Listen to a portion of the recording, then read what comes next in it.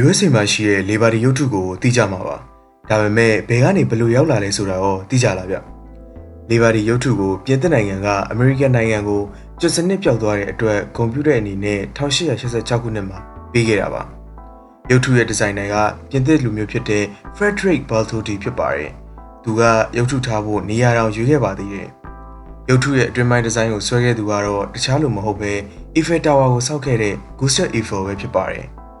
ရုပ်ထုကိုစောက်ဖို့အမေရိကန်ဒေါ်လာ9သိန်းကုန်ကျခဲ့ပါတယ်။အခုခေတ်ဈေးနဲ့ဆိုရင်ဒေါ်လာ340လောက်ရှိပါတယ်။ရုပ်ထုကိုအပိုင်းတွေအများကြီးစောက်ခဲ့ရပြီး9နှစ်ကျော်ကြာခဲ့ပါတယ်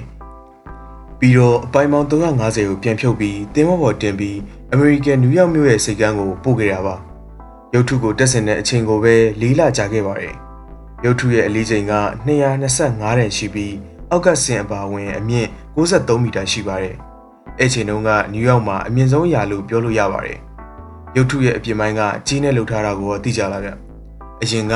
ရုပ်ထုကအညိုရောင်ရှိပြီးအခုတော့လေနဲ့ရေတွေကြောင့်တန်ကြီးတက်ပြီးအစိမ်းရောင်ပြောင်းသွားတာပါ။ဒီရုပ်ထုရဲ့အပြင်ပိုင်းကြီးလွှာက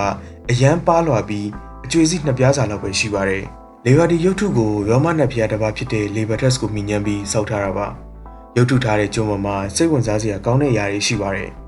ရုပ်ထုရဲ့ဘယ်ဘက်ခြေထောက်နားကတန်ကြိုးတွေကဖြုတ်ထားပါတယ်။အဲ့ဒါကအစိုးရကပြည်သူတွေရဲ့လွတ်လပ်ခွင့်ကိုမယူသွားဘူးဆိုတဲ့သဘောပါ။ရုပ်ထုရဲ့ညာဘက်လက်ကမီးတိုင်ကတော့အမြဲလင်းနေပြီးလွတ်လပ်ခွင့်ရဲ့တန်ဖိုးလို့အတိတ်ပဲရပါတယ်။ရုပ်ထုကောင်းပေါ်ကတရဖူအချုံ9ခုကပင်လယ်9ခုတိုက်ကြီး9ခုကိုရည်ညွှန်းတာပါ။ရုပ်ထုရဲ့ဘယ်ဘက်လက်မှာကင်ထားတဲ့စာအုပ်ကတော့ဥပဒေစာအုပ်ဖြစ်ပါတယ်။အဲ့ပေါ်မှာလည်းအမေရိကန်နိုင်ငံစတင်ခဲ့တဲ့ရက်စွဲဖြစ်တဲ့9လပိုင်း4ရက်နေ့1986ခုနှစ်ကိုရောမအခရာတွေနဲ့ရေးထားပါတယ်။ရုပ်ထုအထဲထဲမှာတော့ကြီးနဲ့လှုပ်ထားတဲ့အချက်ပေါ်မှာအမေရိကန်စာရေးဆရာမဖြစ်တဲ့ Emma Lazarus ကအလှခံဖို့ကြပြရေးထားတာကိုတွေ့ရမှာပါ။အရင်ကဒုက္ခသည်တွေနယူးယောက်မြို့လာရင်ရုပ်ထုကိုအရင်မြင်ရပြီးသူ့ရဲ့လွတ်လပ်မှုအတိတ်ပဲကိုကြည့်ရင်ခွန်အားတွေရလာပါတယ်